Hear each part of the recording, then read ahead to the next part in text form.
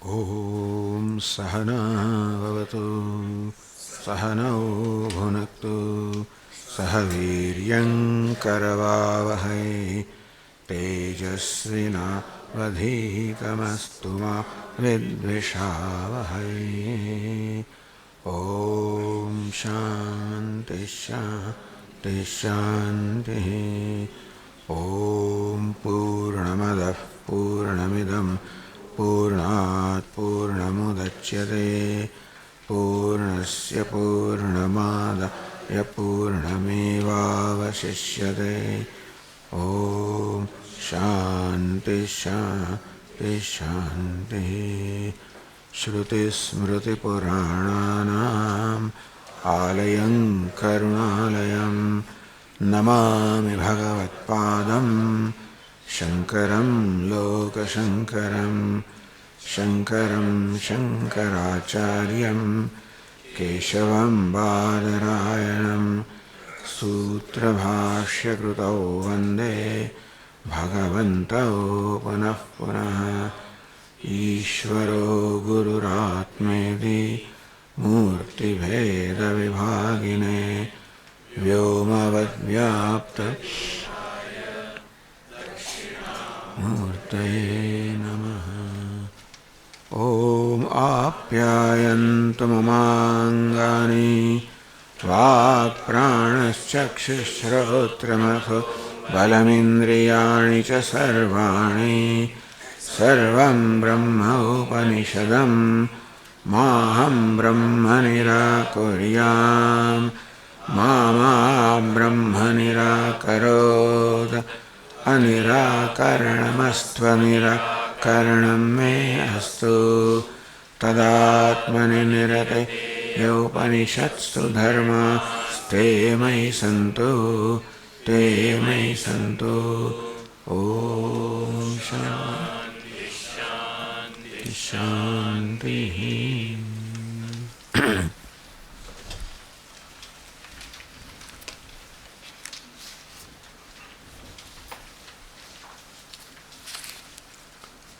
Passage 48.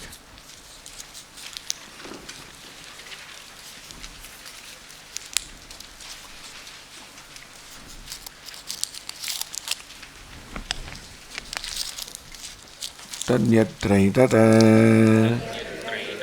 Suktaha Samastaha Samprasannaha Swapnam na vijanati Esha Atmeti Hovacha Etadamritam Abhayam Etad Brahmeti Saha Shantarudayaha Pravagraja Saha Aprapyaiva Deva Etad Bhayam Dadarsha Nah Khalu Ayam Evam Samprati Atmanam Janati Ayam Hamasmiti No eva imani bhutani vinasham eva apito bhavati nahamatra bhogyam pashyami. So in this case now, Prajapati said that the Suptaha, the one in deep sleep called Prajna, is Atma. First said that the waker, the Vishwa is Atma. Second time, the dreamer, the Tejasa is Atma. Third time, the sleeper, the Prajna is Atma. What is meant in each case is the one who manifests as a waker, who manifests as a dreamer, who manifests as a sleeper. Because if one now is a waker, then he is a dreamer, then he is a sleeper. It's quite evident that this waker, dreamer, sleeper cannot be the inherent nature of that one, because what is changing cannot be inherent nature. What is changeless is the inherent nature. So sun, brightness is inherent nature of the sun. Sometimes the sun may appear yellow, sometimes dull, sometimes different color, depending upon the clouds or depending upon the weather. All those things cannot be the nature of sun because they are changing. So what does not change is the essential nature. In ourselves also, what does not change is the essential nature. That right now I'm happy, unhappy. Sometimes karta, the performer of action, bhokta, the experiencer, sukhi, dukhi, happy, unhappy. Thus in I also there is an aspect that constantly changes. In all of this, which is what I take myself to be. Whatever appears, karta, bhokta, I take myself to be that. But that is like an actor who is assuming variety of roles. Therefore his costumes keep on changing, and therefore his sort of identification on stage also keeps on changing. Now a king, then a beggar, then a minister.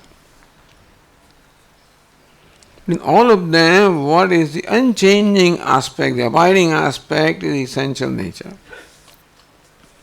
So here also within myself there is something that is constantly changing. Now I am a speaker, then I become a listener, then a walker, then a talker, then an eater. So thus there is something in me also that keeps on changing, and that changing cannot be the essential nature. So that I am a walker, talker, eater are my functional names. I gain those designations depending upon what functions I am performing. Right now I am a speaker because of the function of speaking that I am performing. You are listeners because of the function of listening that you are performing. Or they are functional names. Names derived from the function that we are performing at a given time.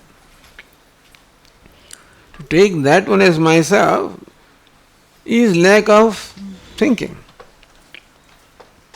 Just habitual error. Whatever appears, that is what I am.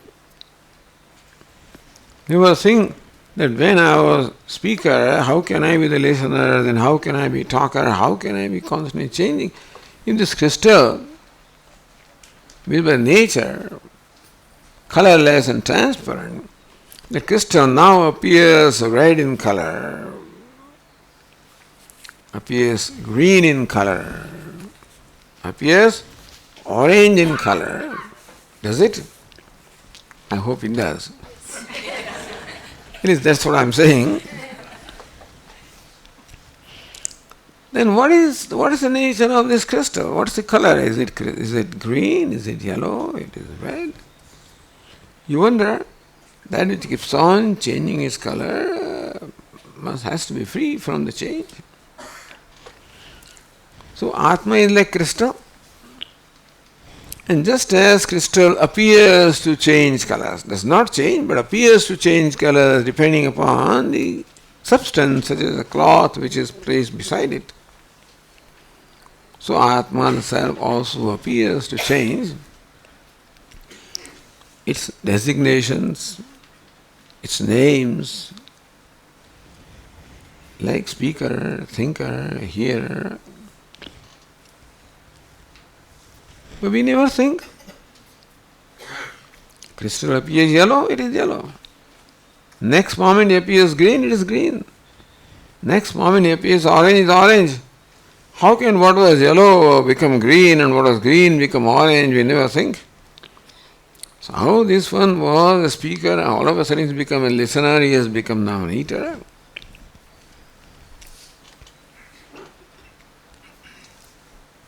Therefore, whatever is the abiding aspect, that is the essential nature of anything. This is what essentially what Prajapati wants to communicate to Indra. Look, now he is a waker, then he became a dreamer, then he became a deep sleeper. And in each one, of course, Indra had a problem, thankfully. In the beginning, he accepted whatever he thought he understood. The chaya, the reflection is Atma, and went away with satisfaction, and fortunately he thought about it. But as Virochana never further thought, and he stayed with his conclusion that body is Atma. So Indra said, how can this reflection be Atma? And then so came back. Next time we went away with the understanding that dreamer is Atma. And then again said, how can dreamer be Atma? Sometimes he is crying, sometimes he is being attacked, sometimes even dies. Next time he told the deep sleeper is Atma. And he comes back, but deep sleeper seems to vanish. In the deep sleep, this one does not even know I am such and such. Vinasam eva pito bhavati. Looks like the sleeper comes to end, disappears. So, how can Atma be the one that disappears because you say he is Amrutam, immortal, he is Abhayam, fearless? Nahamatra bhogyam pashyami, I see no good in this. Therefore, then again came back to Prajapati.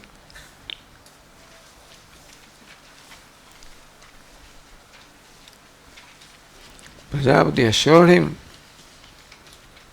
Edam tvete bhuhe anuvyakhyasyami. Hey Indra, I will explain to you the same thing again. That's the commitment that Prajapati has. He also does not get frustrated with his disciple. The disciple also does not get disappointed. He keeps coming back again and again. And the teacher also does not get frustrated with his disciple. What sort of entity you are? Every time, and he's very sensitive and observes the disciple. No, he needs 32 years of penance. 32 years of penance. Now he says, Vasa aparani panchavarashani iti.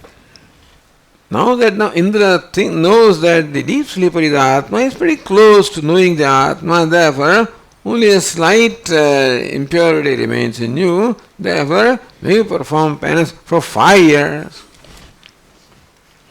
It's a very short time compared to 32 years. For us, 5 years would be a long time. Vasa aparani panchavarshani iti. So now all you need to do is stay for 5 years. Live life of brahmacharya. Saparani panchavarshani uvasa. Very obedient disciple. And therefore, he also lived there for 5 years and as brahmachari. And that's why we said it all adds up to 101 years. And so it became well known that Indra in fact lived with Prajapati for as long as 101 years, which is when he got his Brahma Vidya. Evam kila etat indritvadavi gurutaram. We saw yesterday that shows that this knowledge is greater even than state of being indritva. Self-knowledge is greater than even indritva, the state of being Indra, because that also he gave up for the self-knowledge. Indriyapi mahayatnena, even Indra also with great effort for 101 years gained this knowledge. Natah param purushata antaramasti. The Shruti wants to show us that there is no greater end than Atmajnanam.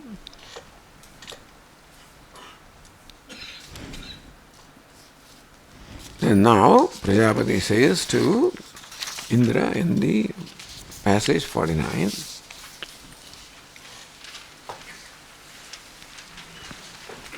Magvan Martyam va idam shariram Attam Rityuna Tadasya Amritasya Ashairasya Atmanah Adhishthanam Atto vai Sashariraha Priya Priyabhyam Navai Sasharirasya Sataha Priya Priyayoho Apahatirasti Ashariram va vasantam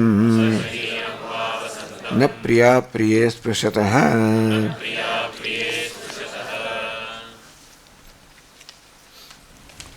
Since Bhagavan or Indra said, with reference to the sleeper, Vinasam eva pito bhavati, says, O Venerable Sir, the Atma, the Self, appears to attain the state of being lost. Atma seems to lose itself, seems to die. Therefore the death is now. So who dies now? There is something that dies because of which Indra thinks that Atma dies. Therefore, with reference to or in connection to what Indra said, Vinashameva pito bhavati, that, O Venerable Sir, the Atma appears to suffer the destruction. Says Bhagavan, Martyam va idam shariram. Yes, something dies. Meaning that there is something which dies or is not existent, not there in deep sleep state. You're right. What is it? Idam shariram. This body is martyam. Martyam is mortal. So, mrityu yogyam, that which is mortal is called martyam. So, Indra, you are right. Something vinasham apito about it, something does attain the state of vinasha or destruction. But what is that? Shariram.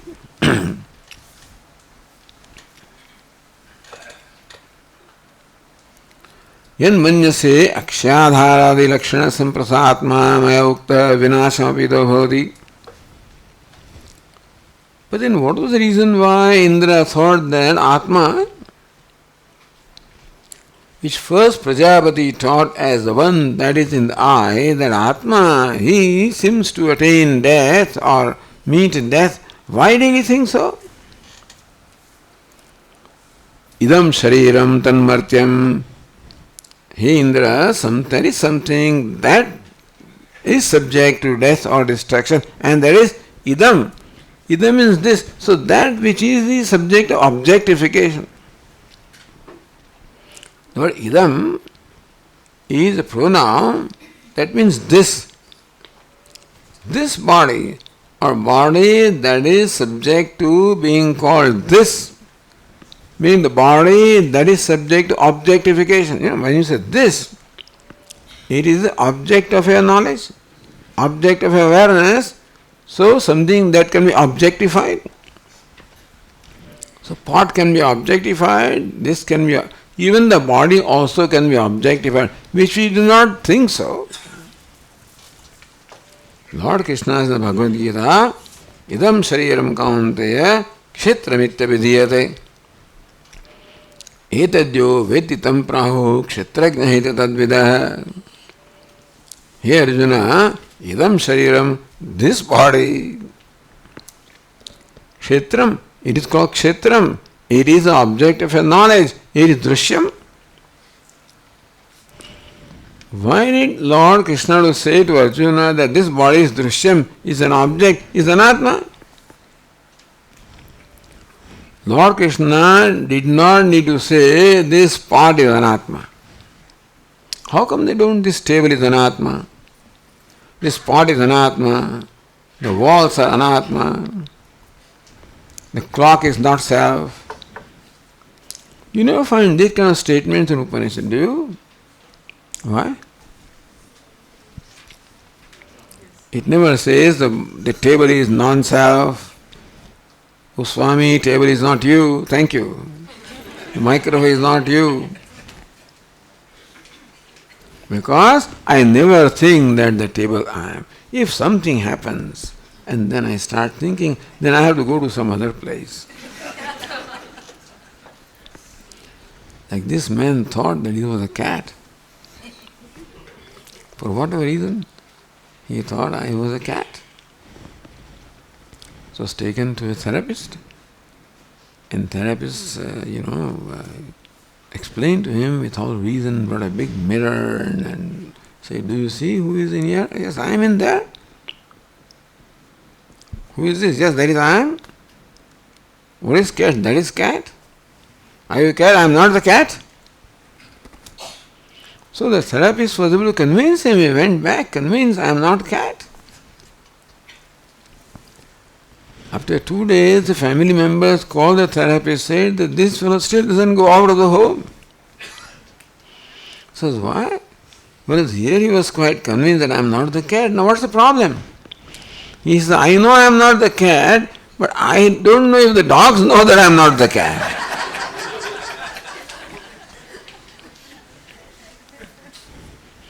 But that would be unusual for somebody to think that I am a cat, because cat is clearly the object of knowledge.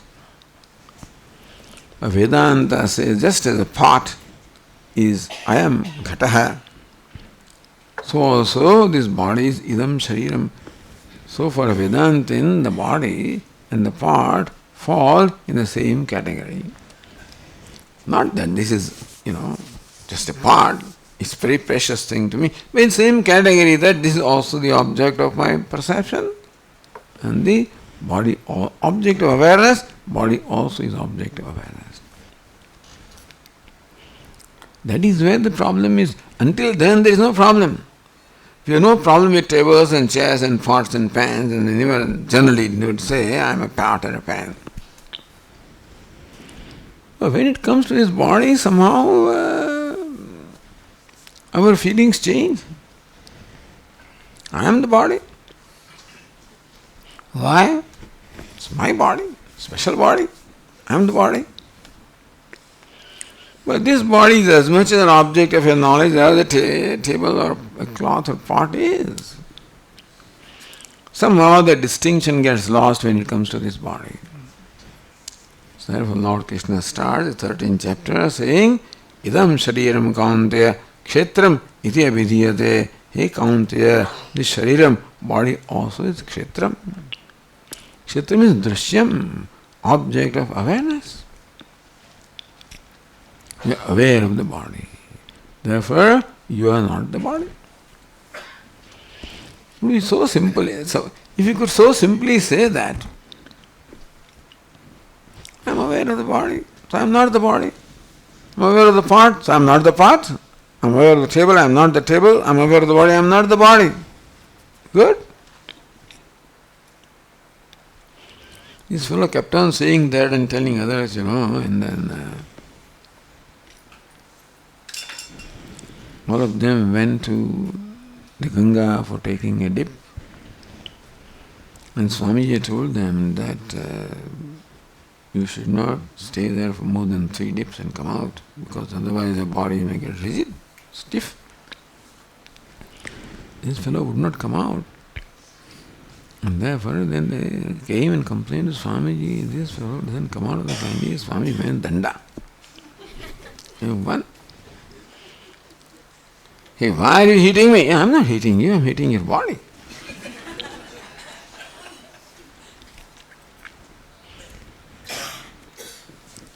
So the identification is so habitual. We come back again and again to that. But anyway, that is why idam magvan martyam va idam shariram. Idam means that which is called idam, this which is an object of your awareness, this shariram. And Sharima Bhashyakara says that Sharira does not only mean gross body, but whatever can be objectified. So this body can be objectified. My eyes, organs of perception also can be objectified because I know them as my eyes, my ears. The prana also can be objectified, meaning I'm aware of the prana. Even the mind can be object for it because I am aware of my thoughts and feelings and emotions, everything. So when the word Shariram is used by Prajapati, Prajapati also includes the sense organs, the mind, the intellect, the whole Karya Karana Sanghata. This is called Karya Karana Sanghata. Sanghata means an assemblage of Karya and Karana. The gross body is called Karya and the subtle body is called Karanam. So this is the Sanghata, assemblage of gross and subtle body. Martyam va idam shariram. Hey Bhagavan, what dies in deep sleep state? Is this Sanghata, the assemblage of gross and subtle body? That is not there in the deep sleep state. Because it all merges into its cause called Ajnanam. And therefore you don't experience it. That does not mean it is destroyed. It has become unmanifest, it is not destroyed. That's the reason why when you wake up next morning you have the same body, you can see you are stuck with the same body. Sometimes people wish that when I wake up in the morning all these memories should go away, but they all come back. Bhagavan martyam vaidam shariram yat pashyasi tadedad martyam vinashi. And further Prajapati said, Attam mrityuna. Attam means sort of held by, in the grasp of mrityuna. So Vashyakara says, why does Prajapati say? If Prajapati simply said that the body is mortal, that means that it will die someday, we'll take care of it. Nothing to worry about. This, we had a saint in India, his name was Pandurang Athavale. He inspired millions and millions of people. And so, a young couple came to him, just got married, and they came for his blessing. Just good blessing. Here is the Gita, read. Dada, we don't, we'll read it when we get old. We don't have to worry. After 1 year, the same young man came back with his wife and says, Dada, he was called Dada. I just took life insurance.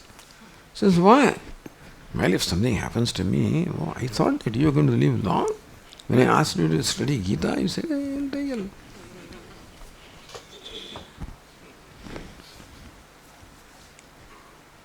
So, Attam Mrityuna.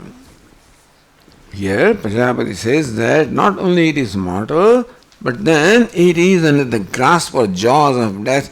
At any moment it can die. So, Bhashyakara says, why is this Vishesha added? It is mortal, but not it is mortal means people would think that it will die someday. He says, no, it is under the jaws of death, meaning that it can die any moment. Grastameva sada vyaptameva mrityana iti. That it is always surrounded by death. Under the grasp of death, ityukte vairagyartham vishesha is not only mortal, but it can die any time. It is for vairagya. And therefore, as Lord Krishna would say that use your time. Janma, mrityu, jara, vyadi, dukkha, dosham, darshanam. Constantly reflect upon this fact. This existence is characterized by janma, birth, mrityu, death, jara, old age, vyadi, disease, dukkha, all kinds of pain, physical and mental. Lord Krishna says, keep that in mind. Now, why would anybody want you to keep in mind this kind of thing? So that you realize that you better use your time well. That otherwise, this is what life is. And be aware of that and use your time. As Lord Krishna says in the Bhagavad Gita, elsewhere also, Asukham, Anityam. This Sharira is Anityam Asukham. And therefore, Bhajasvamam. Arjuna, you please worship me. Don't think that the body will be there forever. And even when it is there, Asukham, there is all kinds of pain. Therefore, worship me. Just to make us aware of that not that we should be afraid of death, not we should think of death, all that we should realize that we have a limited time. No, Swami, astrologist, told me that I'm going to live for 88 years. So then what? So when I become 80, then I will think of Bhagavad Gita. When you become 80, will you have the energy to think of Bhagavad Gita? They think Bhagavad Gita is meant for old people who have nothing else to do.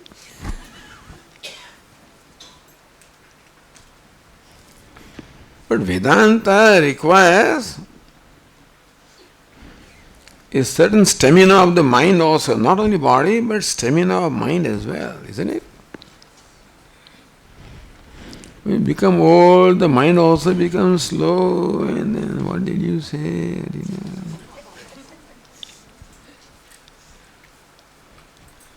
Therefore, mind must be also, not only body should be healthy, the mind also should be healthy. Attam Mrityuna. And so the death is always in the jaws of body, is in the jaws of death.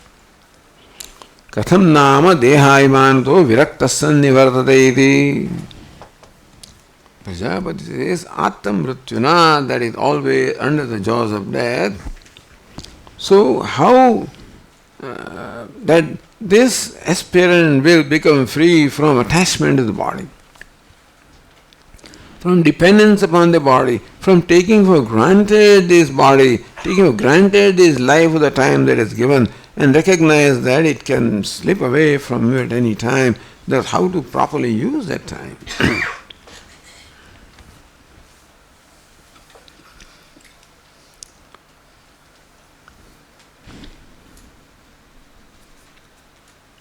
Tadasya amrutasya asharirasya atmanah adhishthanam. The most amazing thing is this, that Prajapati says this body is mortal. Adhishthanam, it is a seat of amrutasya asharirasya atmanah. It is a seat means it is the seat for manifestation of Atma, the self, asharirasya, unembodied, amrutas, immortal. This mortal body enjoys one special privilege, or it has one special great advantage. What is it? It is the seat of manifestation of unembodied, immortal, bodiless, immortal Atma. Body is mortal, there for a short time, but for whatever time it is the seat of manifestation of the Atma, the self, that is unembodied and that is immortal.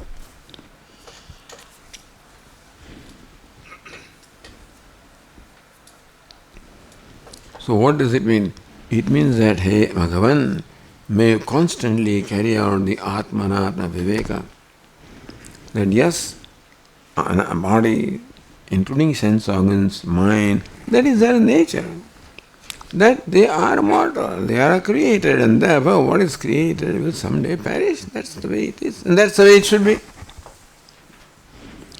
We don't need to change the laws of nature. Somebody asked me, Swamiji, what will happen to Vedanta if the scientists discover a way of keeping this body alive forever?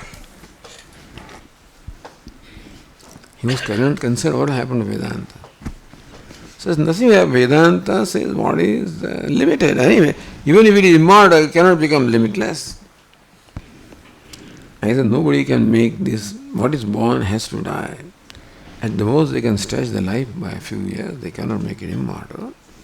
Anyway, and so it is. But doesn't matter how insignificant the body is. What is significant aspect about that is, it is the expression or manifestation of the self which is immortal, unembodied, limitless. What is meant by unembodied is that it is not limited by body, not surrounded by body, not limited by body. It is not limited by mortality, not limited by name and form. It is limitless. That is what is important. And therefore, Prajapati says, shift your attention. Attention is normally on the body because we are taken for granted that body I am. But he Indra recognize that this body which is mortal and limited is nevertheless the seat of manifestation of the unembodied, immortal consciousness, Atma. So just drawing our attention. Not that we are not aware, we are aware.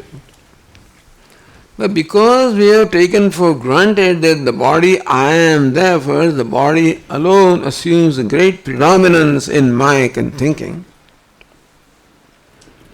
And even though the consciousness is always shining, because I cannot be aware of body unless consciousness is, and therefore in every kind of awareness, consciousness, awareness is. But that is not taken note of, and what I am aware of seems to gain the predominance in my mind. Vedanta wants to say that it is not what you are aware of that is important, it is that because of which you are aware is important. Yen manasana manute yen ahur manovatam tadev brahmatvam vidhi nedam yadam upasate. In the ChandogyaUpanishad, the teacher says, yen manasana manute yen ahur manu, that which cannot be thought of by the mind, that because of which the mind thinks. That which cannot become the object thinking of the mind, but that because of which the mind thinks. That which cannot be seen by the eyes, but that because of which the eyes see.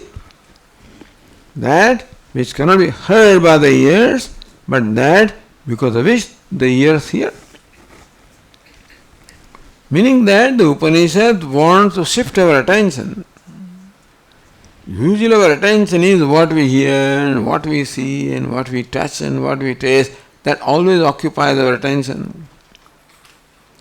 No, not what you touch, not what you see, not what you... That because of which you see, hear, that is important. Oh, I see because of eyes, I hear because of ears, I touch because of skin. But is that so? Eyes again is a manifestation. Eyes are the locus of manifestation of consciousness. Ears are locus of manifestation of consciousness. That because of which you hear, that because of which you touch, that because of which you see is consciousness. So thus, shift the attention. We are all the time preoccupied with what we experience. We keep on reacting to what we experience, what we are told. Naturally, that is how the life is. The day-to-day life involves interaction with the world, what we experience. And that occupies our mind and everything completely. But that because of which we experience escapes our attention. What we experience is not important. No, Swamiji is my brother-in-law, my this, that, and so on. This is what he said. And this and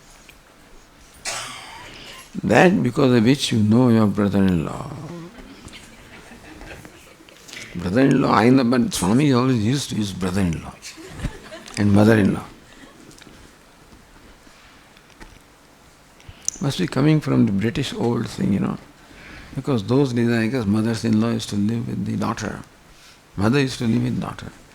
In those countries, not in India. In the Western countries, the mother would always go to daughter, never go to son, never with daughter-in-law. If she ever chose to go somewhere, it would be to her daughter. Therefore, the son-in-law is always stuck with mother-in-law. And mother-in-law is always mother-in-law, looks like. As they used to portray, anyway. But that is not important. Mother-in-law is not important, your brother-in-law is not important, what you know is not important. That is because of which you know. Although it does require a certain disposition of mind. That's why they talk of Antakarana Shuddhi. Ashuddhi means what I experience always occupies my mind. What I experience always creates some reaction in me of likes or dislikes. Therefore, usually what I experience always occupies my mind. Therefore, they talk of Antakarana Shuddhi, that not what I experience, but that because of which I experience should now, gain my attention. That is called Antakarana Shuddhi. What you experience is okay. Person with Shuddha Antakarana will say that what is okay. No, Swami insulting you is okay. He is abusing you, okay. Only when we can say that, it's all right, it's good in its place, that's what he thinks. But it's abuse, but that is their standpoint. When I am able to create that distance that this is this person's viewpoint, I need not make it my viewpoint. When do we get hurt when somebody says something? When we make it ours. Say, you are stupid, somebody says to me. Then I start saying, I am stupid. So that is when the problem comes. You are stupid, thank you. That's your opinion. Then that will not affect me. Which is what it is really. When somebody says you are so and so, it is their opinion. But then we always sympathetically make it our opinion right away. So I think he is responsible for abusing me. But in fact, I sympathize with him and I repeat to myself, I am stupid. And then I feel unhappy. If I did not, nothing will happen to me. If somebody says you are stupid, it's his opinion. Or her opinion, whatever. But I need not make it my opinion, then there is no problem. So that is Antakarana Shuddhi. That enables us to create that distance, which is there. Somebody does something. Why should it affect me? It affects me because I identify with that, I just take it upon myself. I wear some kind of a, hat. I don't have to. So Antakarana Shuddhi means being able to keep that distance which is there. Therefore, a person enjoying Shuddha Antakarana will not be disturbed by these things. So that is only when we can enjoy a certain peace of mind or leisure of mind. Leisure is not only in terms of time, we may have a lot of time, but then still the mind may not be available to us because it's this morning, this fellow said, during breakfast he said this. In England, that fellow said this. They were walking, he said this.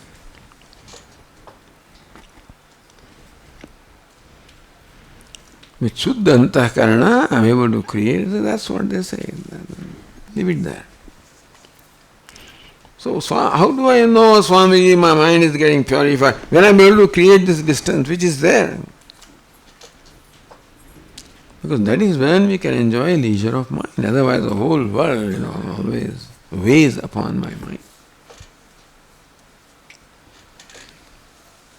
So, Martyam Vaidam Shariram, hey Indra, this Sharira is mortal, this Karyakarana Sanghata is mortal, Attamrutyana, always under the jaws of death. But the great thing about this Shariram is that it is the Adhishthanam, it is the seat of manifestation of Asharirasya, Amrutasya, Atmana Adhishthanam. Asya, again, even the Atma also is self-evident.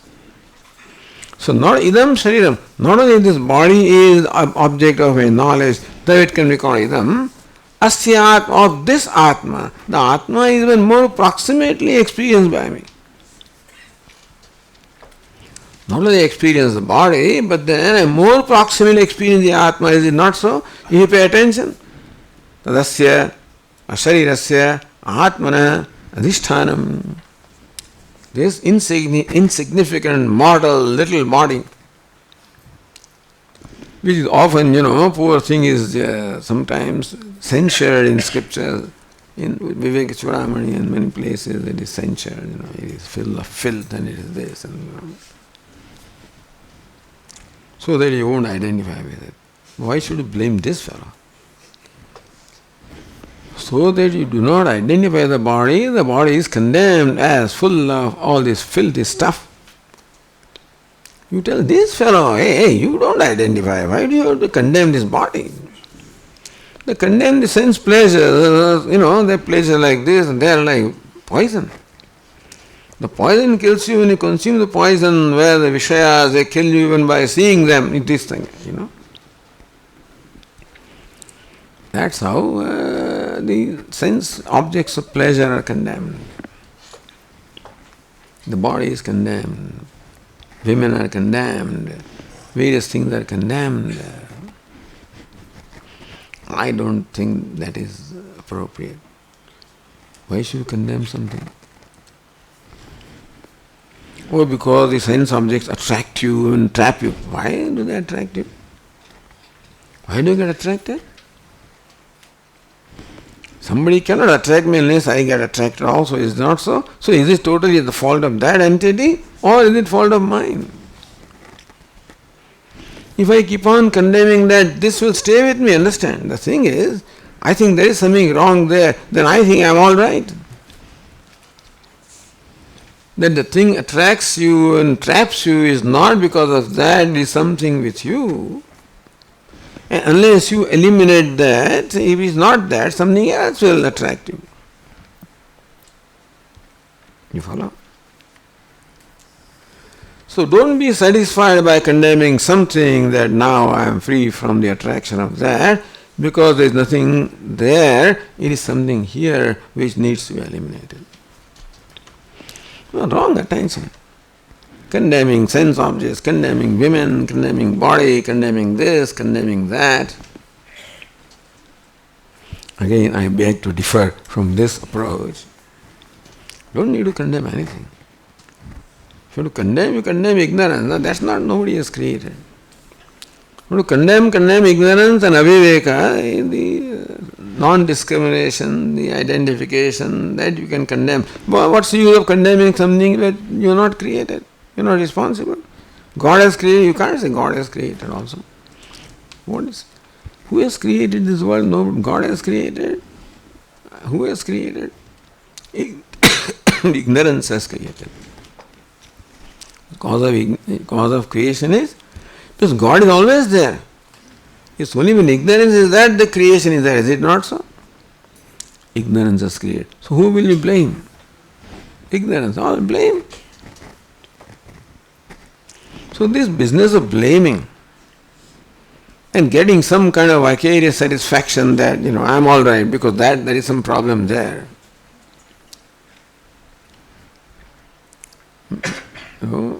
Somehow gives me a sort of a false satisfaction, and I remain deprived of addressing where the problem is. Anyway, so same thing, this martyam, so mrutyana attam, his body is always on the jaws of death, it can die, meaning that it is not worth identifying with. It's not worth calling Atma. Because Prajapati already declared, Etat Amrutam Abhayam Etat Brahma. That Atma is Amrutam, immortal, Abhayam, fearless, is Brahma. And this Shariram is Martyam.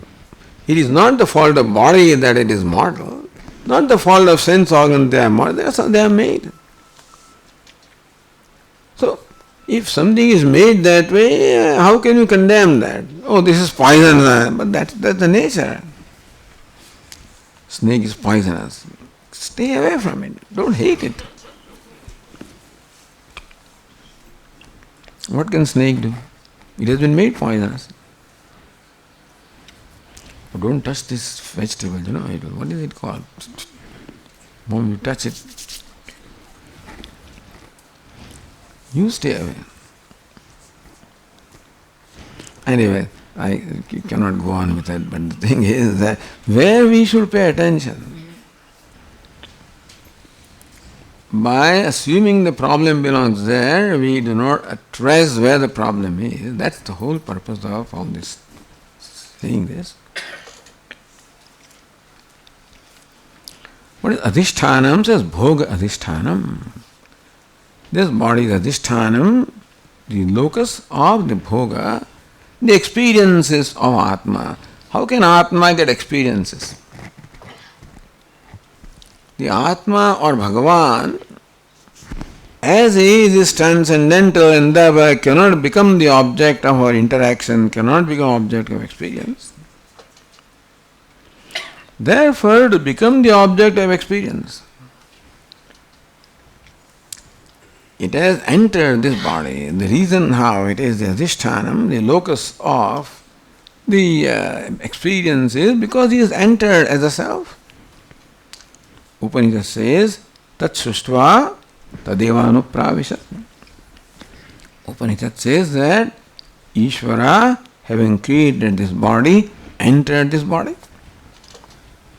Therefore, the one who operates now as a speaker and hearer, who is that?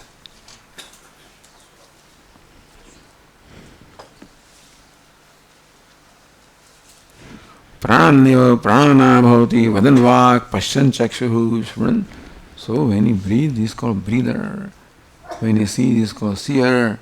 When he hears, he is called hearer. Or he thinks he is hearer. Entering this body means identifying with the body. So that is how the body becomes the seat of expression of Ishvara. Because Ishvara created the body and entered the body.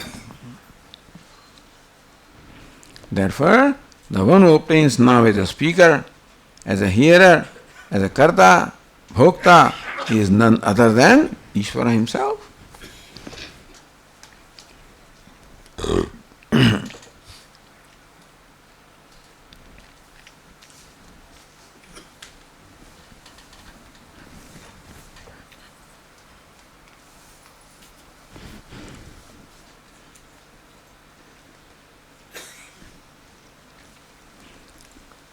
Attvai sasharira priya priyabhyam. The passage further says, one thing is said that the martyam vaidam shariram, this body is mortal. Mrityuna attam, it is always under the jaws of death. Sasharira, who is sasharira? Now the one who is identified with the body, his story is being told. The story of Jivatma is being told. Now that is you call it problem or you call it situation. The fact that this body is there, automatically there is identification of the body. By default. Spontaneously. Says Bhashyakara in Kathopanishad, nobody has told you, him, this fellow, that you are son of so and so, or daughter of so and so, or brother of so and so. Nobody has told him, but he takes it to be so. 100 times we tell him, you are Brahman, you are Atma. He doesn't accept it. That does not seem to create impression. Like this Mahatma is giving discourses on Vedanta. In Chaturmasa, during the months of monsoon, the Mahatmas in India travel. I mean, they not travel, but normally they travel, but then they camp in a given place. It may be village. That's how all parts of India got the benefit of listening to these Mahatmas. It is during the Chaturmasa. Formerly it's 4 months. Now it is reduced to 2 months. Chaturmasa, 2 months are called Chaturmasa. But Mahatmas, and so that is why you find that even the villagers also seem to know about Vedanta. So this Mahatma was giving talks about Vedanta. Vedanta is only when you are Brahman, you are Brahman, you are, that's all Vedanta teaches. And there are people in the front row and then very eagerly listening and enjoying, and among them also this person was always sitting in the front row. So then, after about a month of these discourses, then this Mahatma found this person sitting in front row rather sad. So, but for 2-3 days, then Mahatma called him. Yes, I see you always enjoying the classes, and how come I find that you are sad since last 2-3 days? Says, Maharaj, 3 days ago in the evening talk, when I was leaving, after the lecture was over, then I was leaving, and I was in the impression of your class, and so I was not very attentive, and I put on my chappals, I started walking, and somebody came from behind and caught my neck. Hey, are you blind? Are you a thief? I was just shocked. You know what chappal you are wearing? I realized that by mistake I had put on some newer chappals. Same tile was there. This happened to be new and mine was old. That was the only thing. For such a simple thing, Swamiji, he called me blind. He called me a thief. How can he do that? I cannot sleep for 2 days now. Who is it to call me blind? Who is it to call me thief? That's why I'm sad. Mahatma says every morning and evening, I'm telling you, you are Brahman, you are Brahman, you are Brahman. That is not touched you at all. And when this fellow said that you are blind, you are a thief, that is... So what touches us is what is dear to our heart, because that resonates. When he says you are blind, that resonates. When he says you are Brahman, it doesn't resonate with me. So that is how the identification, etc. is so habitual, not spontaneous, habitual. Sashariraha says therefore, Attvai sashariraha priya priyabhyam. Sashariraha sharirena sahavartate iti sashariraha. Means one who is with the body, who is identified with the body. And who is not that? That means that it includes essentially all ignorant people. Attvai sasharira priya priyabhyam. Sasharira, the one identifies the body, the Jivatma, is Atta, who is under the grasp of, under the jaws of Priya and Priya, the dear and not the dear and not dear, the desirable, undesirable. So what's the big deal? So this fundamental truth about the life is being told, that the human being is always surrounded by, always under the influence of Priya and Apriya, dear, what is hateful, what is dear, what is pleasant, what is unpleasant, Raga and Dvesha. So this is the origin of Raga Dveshas that is being told here. And we will continue our discussion. Om Purnamada Purnamidam Purnat Purnamudachyate Purnasya Purnamada Yapurnameva Vasishyate. Om Shanti Shanti Shanti. Shankaram Shankaracharyam Keshavam Badarayanam Sutrahashya Krutau Vande Bhagavantau Punah Punah Ishvaro Gururatmedi Murti Bheda Vibhagine व्योमवद्व्याप्तदेहाय दक्षिणामूर्तये। ॐ शान्ति शान्ति शान्तिः। हरिः ॐ। श्रीगुरुभ्यो नमः। हरिः ॐ।